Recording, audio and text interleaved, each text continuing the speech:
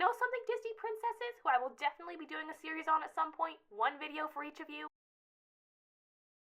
So, maybe it's not one video per princess, but longer video equals better video. Let's go. So, the goal here is to talk about and compare the Disney princesses. This video is not for the feminists, and it's not for the trads. This video is for women everywhere. Okay, I am putting way too much pressure on this video. It's my opinions on Disney princesses. Let's not get carried away. So, if you look up who's officially a Disney princess, you'll get Snow White, Cinderella, Aurora, Ariel, Belle, Jasmine, Pocahontas, Mulan, Tiana, Rapunzel, Merida, Moana, and Raya for some reason. Now, when I started this essay, I was under the impression that Anna and Elsa had been officially added to the lineup and that Wish was their newest princess movie. I was wrong. And I watched both Frozen and Wish for nothing. Yes, that's right. I watched Wish for this video essay, and Asha's not even officially a princess. You'll hear a little about Anna and Asha during this video. Not Elsa. She's overhyped. Wait, what? I joke. Being overhyped does not make her a bad character. She is a good character, okay? But she has like a third of the screen time as Anna, and a character arc does not make you a co-main character, okay? Anyway. Oh, and I'm not watching any sequels because I don't hate myself that much. It's okay. You were probably just seeing things. It happens to all of us when we're afraid. So, I was pleasantly surprised by Snow White. Kind of. I actually pulled out my 3DS and started playing Animal Crossing expecting to be bored, but put it away because the beginning was super interesting. And then regretted it when 7 grown men started simping over a little girl. We're not going to pretend these older Disney movies don't have any problems, but man, this would be at least a little better if she wasn't confirmed to be 14. Weird. But overall, this movie is surprisingly solid. Story-wise, it's tight. The writing is well done, despite the amount of make funny characters do funny things to pad out the runtime scenes there are. Remember, back then, this type of project was completely unheard of. Everyone thought Walt Disney was crazy. For the odds stacked against them, this movie puts most other movies to shame. Now, our good friends Rachel Zegler and Gal Gadot claim that Snow White was not a strong character for dreaming of true love. That is not going to be saved by the prince. She's not going to be saved by the prince, and she's not going to be dreaming about true love. I always knew this wasn't true, but even I was surprised at how much agency she has and how she drives her own story forward. When Snow realizes how much danger she's in, she flees. She lets her fear overtake her for a moment. Anyone would, but she makes the choice to keep moving forward instead of weeping the whole time. She finds the cottage with the animals, and after she cleans it up and is discovered by the dwarves, she works for her keep. And when she has her encounter with the queen in disguise, she is actually very apprehensive. She does eat the apple, but the majority of the scene she is not entirely sure she even wants to be talking to this woman. She does have flaws. I personally thought she was being a bit of a brat ordering these grown men around in their own home, and she's clearly naive. Flaws are important for a character to have to round them out and keep them from being a Mary Sue, but let's call them what they are in the movie itself instead of pretending that her being a bossy mommy to grown adults is cute. Here's some things you might not have known about the movie. The girl who played Snow White is Adriana Casalati. They were having trouble casting Snow White, and while complaining about it over the phone, one of the production crew's daughters was singing around the house. Her voice was exactly what they were looking for, and they cast her. Darkness always finds a way into a wounded heart. You have to be strong. Strength of heart will carry you through the hardest of trials. I'll be honest. I want to hate Cinderella, and I kinda do, but objectively, she's fine. This was the late 1800s in France, and she was a single young woman. This girl was not going to be able to survive on her own away from her stepfamily. Hence, she was not going anywhere. She has more of a personality than I was expecting. Her flaws include a slight temper, though she only lets this show behind closed doors, and that's it. The lesson of her movie is to never stop believing, and that message is hammered in over and over because that's the only thing she does the entire movie. Well, that's not entirely true. Once she knows the Grand Duke is coming for her, she finally stands up to her family, kind of, and then gets locked in a room for it and has to be saved again. But anyway, this is why I'm not going to go that hard on it, even though we can't really call it a message in full confidence because you have to really squint hard and rack your brain to even think of it that way. And I'm not saying it's bad for the main character to be saved. On the contrary, it's good for the story and the character's development to prove that they're not all-powerful and they're not immortal, and sometimes they need help from those around them. However, when the movie starts to look like Cinderella needs a dress, she has the mice. She needs a way to the ball, the fairy godmother appears. She needs to see the prince again, the Grand Duke makes a call. She gets locked in a room, the mice come to her aid. She does nothing in this movie but wish the whole time. That and do her stepfamily's laundry. Kind of an unhealthy balance between humbly accepting what you can't change and working to change what you can. Now, don't quote me on this, I haven't seen it in a while, but I'm fairly certain the live-action Cinderella did this better. So, interesting fact about Cinderella, this movie saved Disney from going bankrupt after Bambi and Fantasia were flops. Yeah, I know, that was like a typical Watch Mojo fact, but I had to look up facts this time because I don't know about the production as much as I do about the Snow White production. Stop! You get away from her! What? Oh, I'm sorry. It's just, I've never seen anyone so beautiful. Sleeping Beauty is accidentally hilarious, because not only are the main characters the three good fairies, not Aurora, but these good fairies are actually selfish and dangerously stupid individuals, and I don't know if anybody's talked about it. If someone has, please let me know so I can watch and thoroughly enjoy their video. Maleficent, the bad fairy, is the big mad that she didn't get invited to the celebration of the princess's birth, and you know,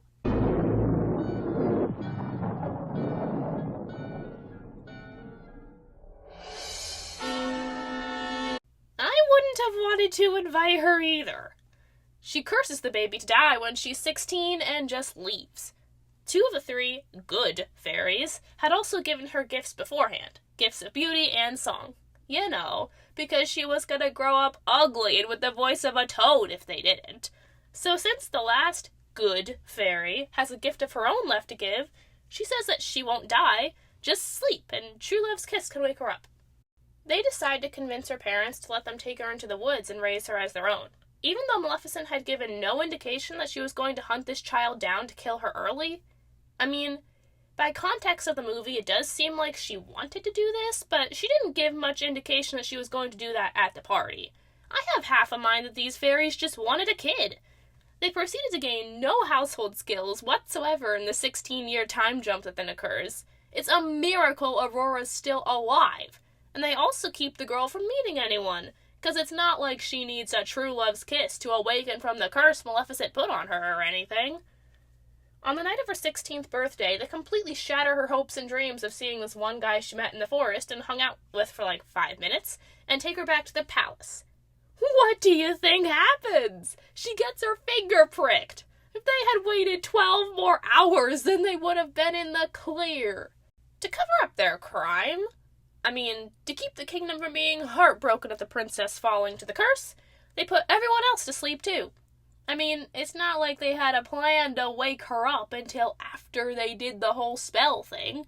It's not a problem putting an entire kingdom under a spell to save your own sorry butts. Yada yada yada, Prince Philip and the fairies save the day, the kingdom is happy, whatever. Okay, enough recap. Aurora. She's less of a character and more of a plot point, and you can't convince me this is an actual 16-year-old girl. Surprise! Happy birthday! Oh, you darlings. This is the happiest day of my life. Her intensely sheltered upbringing is probably why she grows to trust Philip so fast. There's not a lot to talk about with her because she only gets around 20 minutes of screen time in the entire movie.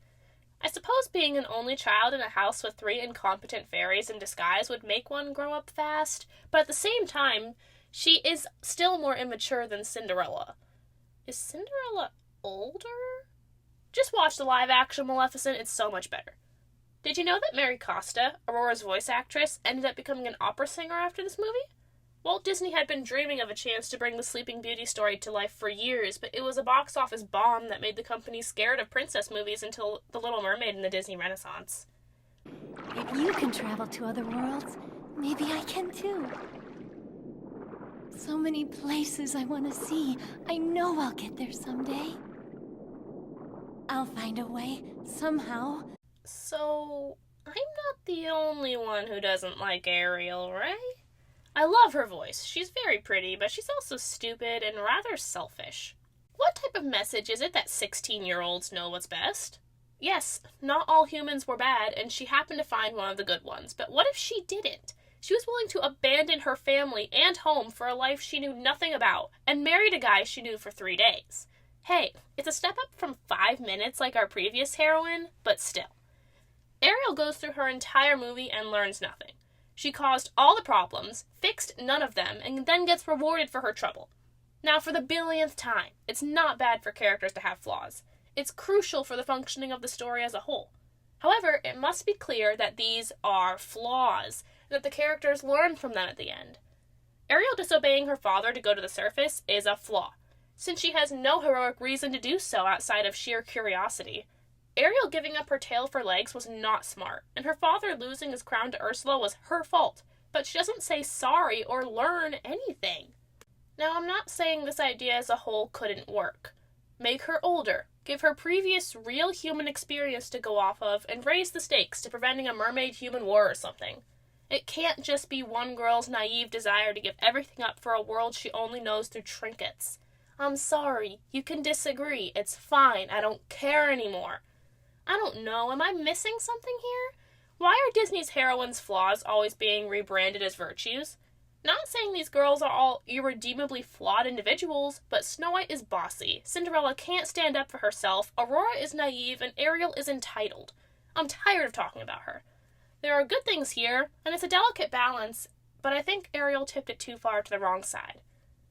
Fun fact, part of your world almost wasn't in the movie because the executives didn't think it would keep the kids' attention, but the directors fought for its inclusion and brought the whole story together. Donald. Sora. Goofy. Hiya. Oh. For me, at this point in the watching experience, Belle was a bit of a breath of fresh air. But she has problems too, and we'll get into those. Belle is quirky, nice, distractible, loyal, and most importantly, relatable. Well, the concept of relatability is 100% subjective, so I'll change that to relatable to me. Her love of reading in fictional worlds, her compassion for the people close to her, wanting more and feeling like an outcast in a town of people who just click with each other, that's Belle. Her taste in, shall we say, men, is a little odd. Stockholm Syndrome! Yes, this is technically what it looks like. Trauma bonding is one-sided, while Stockholm Syndrome is mutual. Both Belle and the Beast were affected, so it's Stockholm Syndrome. Not enough? Well, according to WebMD, some common symptoms are affection for the captor, trying to help them, and perceiving basic dignity as kindness. I found it odd watching Belle be so touched by the Beast saving her from the wolves, because why else would he even be out there if it wasn't to recapture her? And then after this, his personality does a complete 180. Causes for Stockholm Syndrome include being in an emotionally charged situation for a long time, being dependent on the captor for basic needs like food and clothing, and when the hostage hasn't been dehumanized in any way. Even at his meanest, the Beast never treats Belle like an object or even makes her sleep in the dungeon. He has no intention of letting her go until the climax, but because he's being nice, everything is sweet and romantic now? But if you let me save him, I will go with you. I'll never run. I'll never try to escape. Just let me heal him, and you and I will be together. Forever, just like you want. Everything will be the way it was. I promise. Just like you want. It's nice of him to let her go closer to the end, but he should have given her that choice the moment he began to truly see her as a potential romantic partner. But then, say she goes back, and suddenly all the lives in the castle that are depending on the Beast to learn to love are doomed forever. Well, it's a lose-lose. Interesting fact about the movie, Paige O'Hara had this little tick where a strand of her hair would fall into her face and she'd brush it away.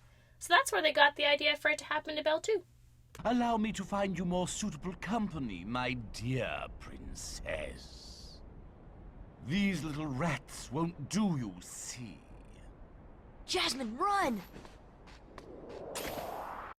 Jasmine has so much personality. I love her. She's relatable, a little stir-crazy, headstrong, and she knows what she wants out of life and fully intends to try and get it. Now, I think it's time to admit something. I like the live-action remake of Aladdin better? Okay, they did do a lot of things better. Plot holes are filled in, new jokes fit right in and make the story so much more enjoyable for me. The animation version is wacky and charming, while the live action is more of a subdued drama. It kind of works. Well, not all of it works. The ending of the animation has so much more room to feel authentic and to breathe. You really feel that Aladdin regrets what he did and wants to make it right. But in the live action, he seems more superficially sorry. The final fight is kind of lame in the live action, as are Jafar and Jasmine, so there's goods and drawbacks to both versions. Jasmine, though, best princess so far.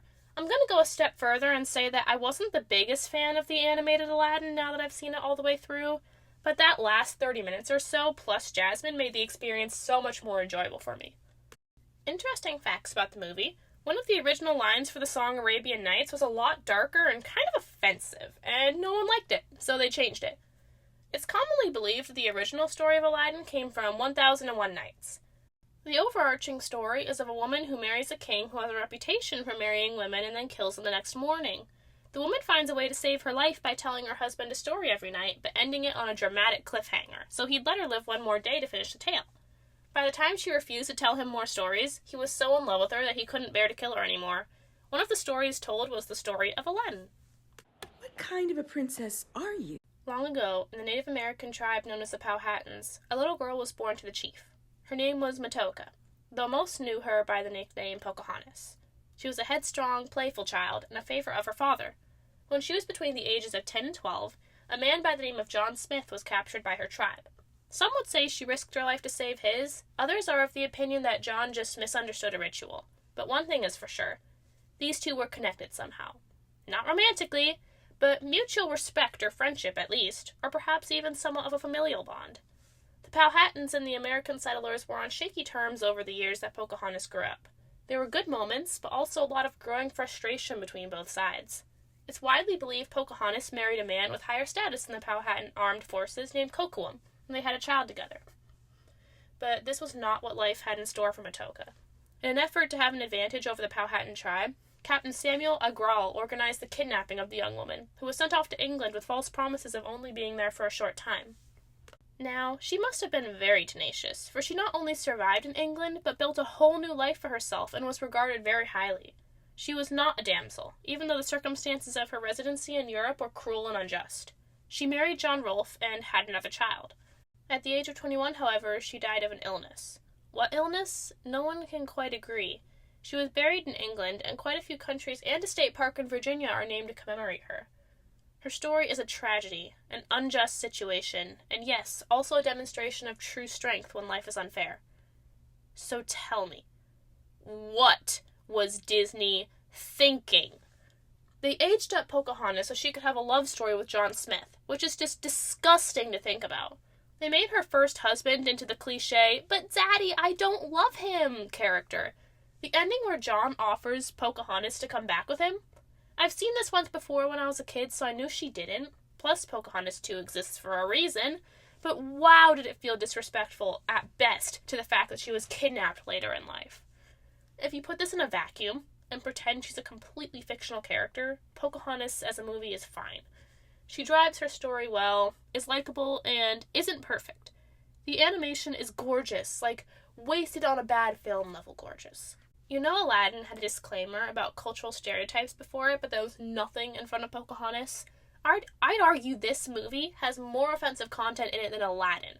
This movie has a lot of warm pinks, oranges, and reds as its color palette, because this is the story of Pocahontas through the thickest rose-colored glasses you could ever find. Don't worry, I'll still do an interesting fact before I move on. Pocahontas was being worked on at the same time as The Lion King. While this movie got the best animators they had and all the production hype, The Lion King was relegated to the B team of animators. Funny how The Lion King became one of the most beloved Disney movies of all time, while Pocahontas is mostly talked about by those of us who are unhappy. You're pretending to be a boy, aren't you? Huh? You're a girl? You didn't notice? Not me. I think it's working. Oh no, those two would fall for anything. I'm right here. I loved Mulan. I was a little confused at why the cricket and Mushu cause a significant chunk of Mulan's troubles and she just gets blamed for all of it regardless, though. She's one of the best princesses, if not the best, that I've seen so far. Inspirational, but not perfect. She works for her skill, and she does all of this for her father and to find confidence in herself. Mulan is really an amazing example for finding your way in life and never giving up and being loyal to your loved ones and your country. Now, as for her romance with Captain Shang, people will say it's a misuse of power and superiority to woo and date someone under you. Now, I can see the unique problems that would stem from situations like these, but this is not one of those situations. Mulan had a crush on Shang while she was still in the army, but Shang spent most of their time together thinking she was a man. And when he found out she was a woman, he didn't give her a passing glance. He sent her home. Aside from sparing her life, he treated her like dirt. He didn't notice her in that way until after she had already left his division. So by the end of the movie, they're closer to being equals than they were at the start. He's an army captain, but she's the girl who saved China and was lauded publicly by the emperor. She is no longer just a subordinate. Disney completely missed the point with Mulan in their new remake. I've not personally seen it. I've watched video essays, because I do that when I don't want to see a movie. Mulan can absolutely translate to a more serious tone. This was based on a Chinese legend after all, but you'd have to find an entirely new, grounded way to tell the story. Making it a superhero film did not make people take it seriously. It made people miss Mushu and let's get down to business. I am so excited. I haven't seen Mulan since I was a kid, and it did not disappoint. Fun facts about Mulan: they actually got 2 different women to sing and voice her. Lee Salonga, who also sang for Jasmine, did Reflection and Mulan's other singing moments. Ming-Na Wen did the voice. She also played Fennec Shan in the Boba Fett show. I didn't want to have to do this, but you leave me no choice. Here comes the smolder. I only saw about a third of The Princess and the Frog when it came out in theaters because I found it scary as a kid. Now, watching it again, I was expecting to be bored at best, but when I watched it a full way through for this video essay, I loved it! Mulan and Princess and the Frog have been the best movies so far on this list, and outside of the creepy voodoo that admittedly still scared me a bit, I adored finally finishing this movie. Tiana and Naveen are 2 halves of a whole, and they both teach each other throughout the movie. They are better people for having known each other. Just like Mulan, Tiana is a good role model for having a strong work ethic, but it's too strong, and it takes over her life. Throughout the movie, Naveen teaches her to balance it out with a little fun and to make room for other people. Tiana also teaches Naveen about having a work ethic. Well, period. And they are an amazing balance to each other. Do I have anything bad to say? Actually, no. This movie had an underwhelming response as 2D animation was on the way out and 3D was like a fever craze hitting the market. 2D kind of went out of style, and now that we remember what we once had, the animated movie stage will never be the same. Interesting fact, Beyoncé, Jennifer Hudson, Alicia Keys, and Tyra Banks all showed interest in playing Tiana, but Disney didn't want any celebrity to play Tiana, so you didn't think more about the voice than the character. The role would proceed to go to Anika Noni Rose.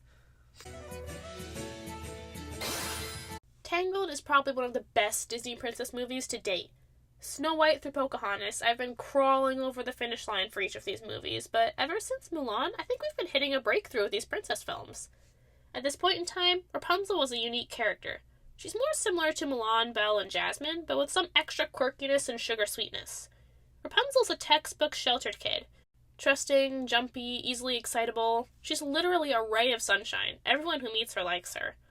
And you know something that's not talked about as much? She is smart!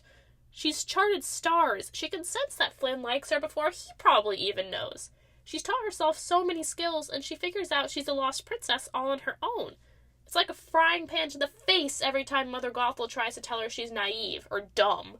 Trusting and naivete are not the same thing. Naivete is knowing nothing and expecting the best. Trust is knowing the risks and choosing to believe in the good of the situation anyway. Rapunzel is fear-mongered and gaslit for 18 years, and it physically pains me to watch. This movie paved the way for what Disney would become in the tail end of their second renaissance. I cannot tell you how thankful I am for the Tangled animated series that I never ended up seeing, because now this movie won't be tainted by a sequel. You can ignore a TV series if you wish, but a movie is canon. Megamind. You're all so lucky to have me as your hero. In all fairness, I heard the Tangled series was good. I like some of its music. There is so much more I could say about Tangled, but I guess that would be better suited to be its own separate video. Do y'all want that? I don't know if I want to make that. I shouldn't be making promises. Interesting facts. Rapunzel was voiced by Mandy Moore. She was actually voice actress number 3, as the first had too many creative differences and the second fell through. Mandy was the perfect fit for the character, but she's said in the past that she thinks her voice sounds off in the movie. Girl, you could not be a better fit for Rapunzel. She only met Zachary Levi once when they recorded I See the Light together. She never met Donna Murphy. The original directors had a really moody movie in the works, but when they left the project, the new directors came in and overhauled everything with a boatload of charm and sweetness, and personality. Everyone in the credits of this movie is so talented! Ach, lang me your lumrieke me a moose nail lee your gun away a teardrop in his eye. Hey, she back, wee lassie? Uh-huh. What did she just say? We don't know. We can't understand her. She's from the other studio. I can't do it! I can't do it! Okay, I can do this. I liked Brave.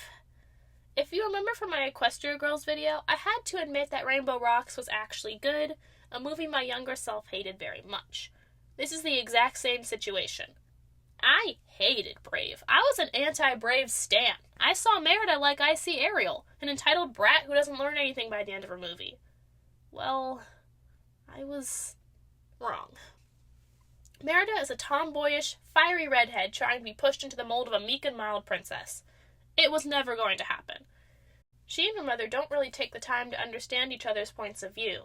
They both lament that the other won't listen to them, but never extend the same courtesy themselves.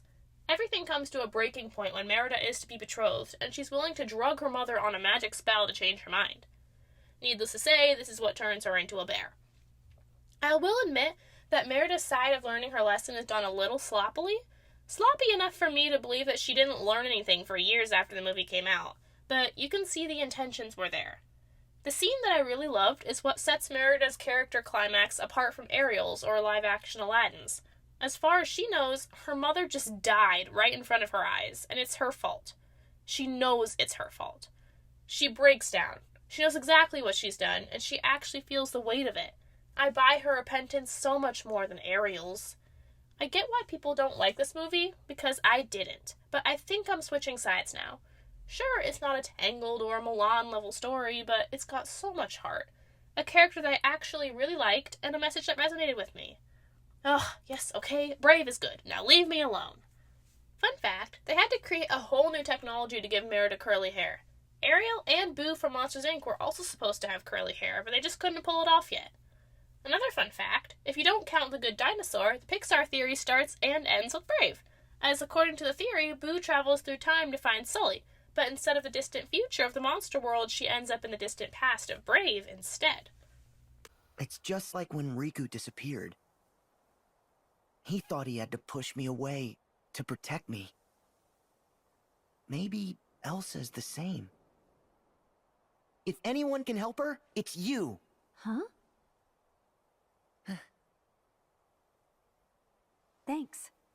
So I told you Anna would pop up at some point. She's not an official Disney princess, but she's crucial for understanding the Disney princess landscape going forward, so I'll get into her character for a bit.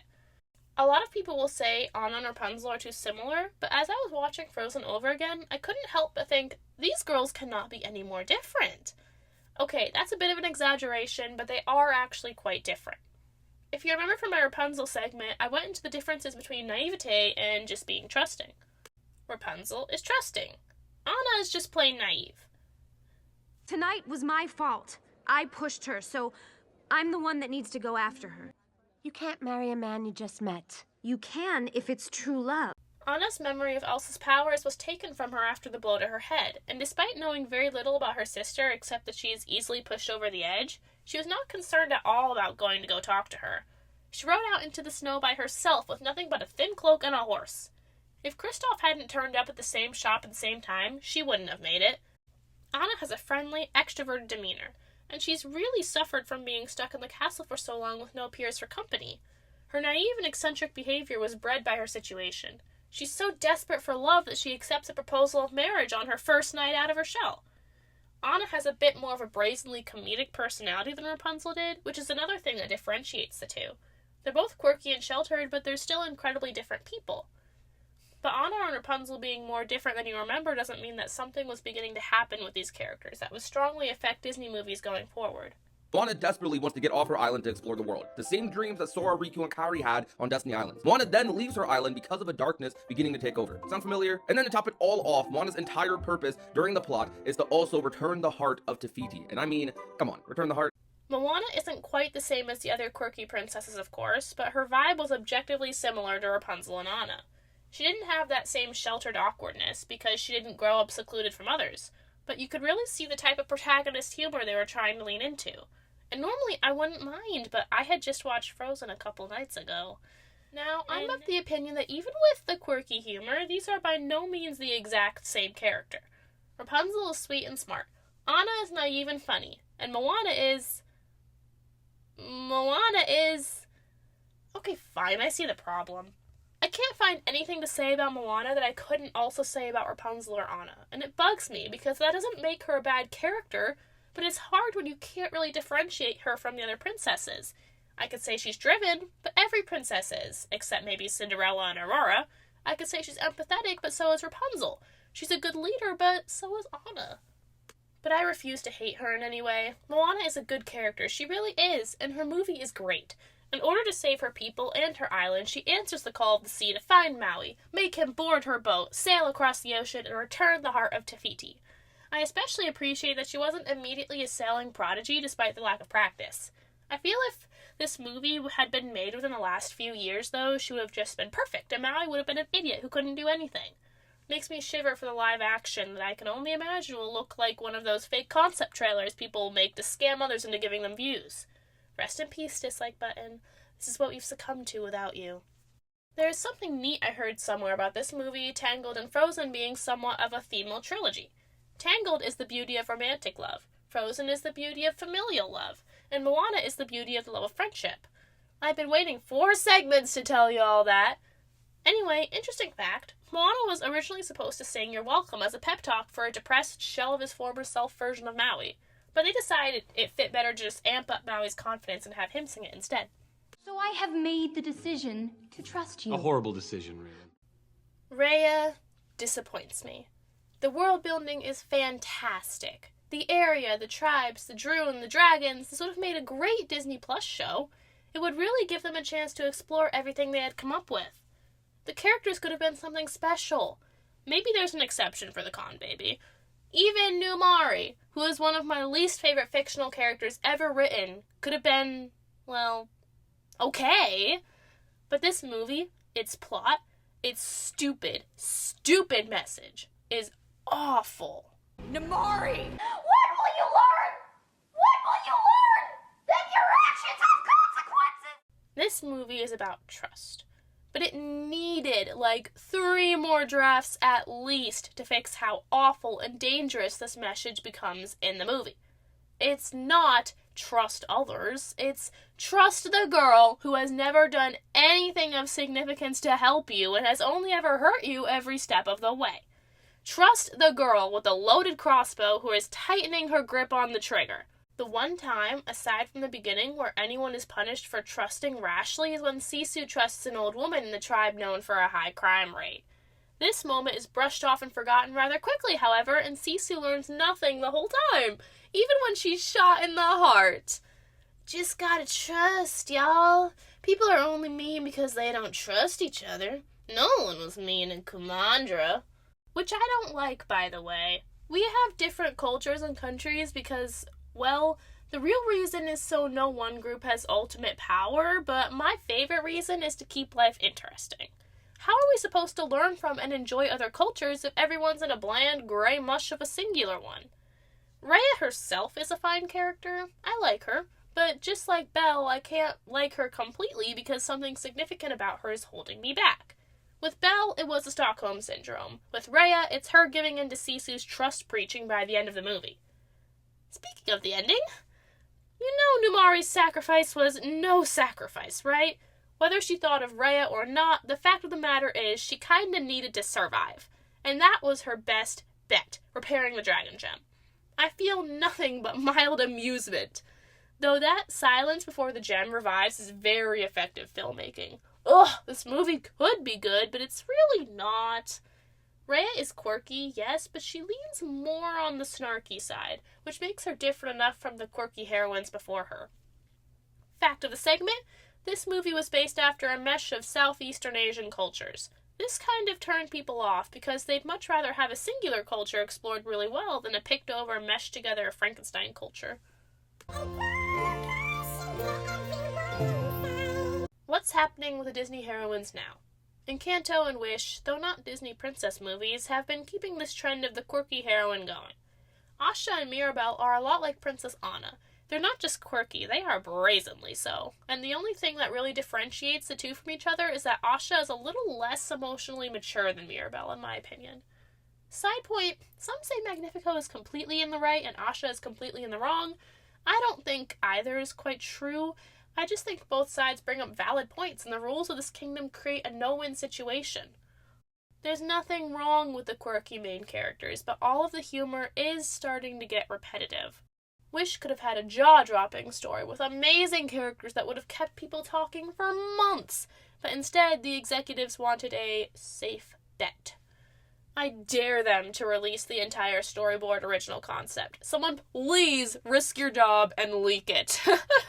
What kind? Do you have magic hair? No. Magic hands? No. Do animals talk to you? No. Were you poisoned? No. Cursed? No. Kidnapped or enslaved? No. Are you guys okay? Should I call the police? Then I have to assume you made a deal with an underwater sea witch where she took your voice in exchange for a pair of human legs? No. Good lord, who would do that? Have you ever had true love's kiss? Ew, barf. Do you have daddy issues? I don't even have a mom. Neither do we. So, Disney princesses. They're a big brand with little girls, so it's only fair to judge them as role models for little girls. The worst princesses by far are Rhea, Ariel, and of course Pocahontas. Between coveting a different life enough to change almost everything about herself and leave everyone who loves her behind, saying that trust is supposed to be given to people who clearly don't deserve it, and twisting a real historical story to romanticize a relationship between two people who were a kid and an adult in real life, these princesses are the worst examples of the bunch. And then our best examples in the Disney princess lineup are Mulan and Tiana and probably Moana. They work hard, never give up, and embrace their femininity in their own unique ways. They're smart, resourceful, and by the end of their movies, they learn things like self-esteem, a healthy work-life balance, and not backing down from your calling. You're welcome. You know, most of these princesses also have a Disney prince. What are they like? Don't worry, this will be fast. Than the princess ones. Prince Florian, Snow White's husband, is the romantic type and is quite literally in his 30s. He has no problems kissing dead people, but he seems like a nice guy, and their relationship isn't really all that unhealthy, but... You can't marry a man you just met. Prince Henry, or better known as Prince Charming, Cinderella's husband, actually has more personality in the original animation than most remember. He's bored with all the princely procedures and would much rather be out hunting. He seems like the I would rather marry for love kind of person, and maybe that would have been his plotline if he had more screen time. When he meets Cinderella, he is dedicated to her and will not settle for any other woman, so he seems pretty loyal as well. It's not exactly unhealthy, but... You can't marry a man you just met. I'll give it a rest. It's a fairy tale. We can make exceptions here for the sake of fairy tale simplicity. Prince Philip, Aurora's husband, is actually very unhinged in Sleeping Beauty. When you look at his father, it makes sense. He's willing to put it all on the line for the woman he loves, and doesn't seem to care what others think of him all that much. Once again, this is pretty healthy. Prince Eric, Ariel's husband, he... think, brain, think. I gotta remember more about this guy than he plays the flute and has a pleasant enough personality. He cares a lot about his dog. Okay, this one might not be the movie's fault. I just should have written these after watching said movie instead of it being a last-minute addition to the video. This relationship is not healthy, though, because... You can't marry a man you just met. Well, yeah, that. And the fact that Ariel had to change almost everything and leave her family behind just to meet the guy. If they had a bond beforehand, it would have been different, but she didn't even know him before giving up her tail. Yeah, he seemed compassionate when he saved the dog, but he could have very well been someone who prefers animals to people. Reindeers are better than people. Sven, don't you think that's true? She couldn't have known. Prince Adam, Belle's husband. Oh boy, he has anger issues and can be a bit of a dork. I mean, you could say he took on those traits because he was turned into a beast, but you could also realistically assume that he was like that beforehand. Stockholm Syndrome and emotional kidnapping, that's all I'll say. Not healthy. Aladdin, Jasmine's husband, is clever, compassionate, and bold. He lies to get into Jasmine's life, but in the animated version, he tries as hard as he can to rectify his mistake, and you can really tell he cares so much about Jasmine that he's willing to do anything for her. I think this is the healthiest one so far, even given the circumstances. John Smith was an adult. Pocahontas was a child. You don't age up a child so she can have a relationship with an adult. Weird. And gross. Li Shang, Mulan's husband, is dedicated, a great leader, stoic, and willing to admit when he's wrong. If you remember from earlier, I explained why this relationship isn't actually an abuse of power, as Mulan was no longer in his division when he started to develop feelings for her. I actually love these two together so much. Prince Naveen, Tiana's husband, is fun-loving, easily distractible, but over the course of the movie shows himself to also be willing to learn and to sacrifice for the good of Tiana. I get giddy about these two together. I think they're so sweet. They teach each other valuable lessons that they might not have learned otherwise. Eugene Viterbert, Rapunzel's husband, is clever, funny, and deeper than he seems on the surface. Through his time with Rapunzel, he learns to care about someone else deeply enough to become selfless for their sake, and their relationship is just so selfless on both sides, and it's beautiful. And now we're out of love interests. Rip Starboy. I do have a headcanon, though, where that one boy who was able to hit the bullseye in the archery contest would have been able to win Merida's heart one day, but we all know her true love is Hiccup. If you know, you know. A huge thanks to my own boyfriend, who watched almost every one of these movies with me during my research period. Yes, he even sat through Sleeping Beauty, Cinderella, Raya, and Wish, so clap emojis to him. He is very sweet. This video had a lot of opinions, and I'm sure some of you are thinking I missed the point on some of these princesses. Isn't that the beauty of fiction, though?